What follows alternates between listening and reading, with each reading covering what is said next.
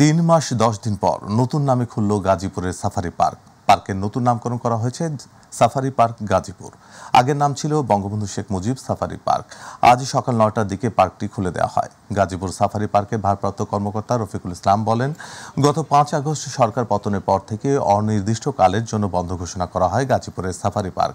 ওই সময় পার্কে ব্যাপক ভাঙচুর ও লুটপাট করা হয়। দীর্ঘ ৩ মাস ১০ দিন বন্ধ থাকার পর আজকে দর্শনার্থীদের জন্য পার্ক খুলে দেওয়া হয়। পার্কের প্রবেশ ফি জনপ্রতি ৫০ টাকা। দীর্ঘদিন বন্ধ থাকায় অনেকেই জানেন না পার্কটি খুলে দেওয়া হয়েছে, যার কারণে দর্শনার্থীর সংখ্যা কম।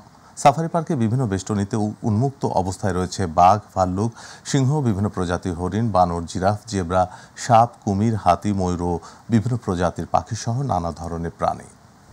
এতদিন বন্ধ ছিল, অনেকদিন থেকে প্ল্যান ছিল আসার, ভালো লাগছে।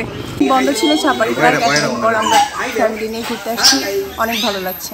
আস্তে আস্তে আসা শুরু করেছে এবং আমরা আশা করতেছি সামনের সিজন এবং দিন দিন দর্শনার্থীর সংখ্যা বৃদ্ধি পাবে এবং পার্কটা অত্যন্ত সুন্দরভাবে পরিচালিত হবে।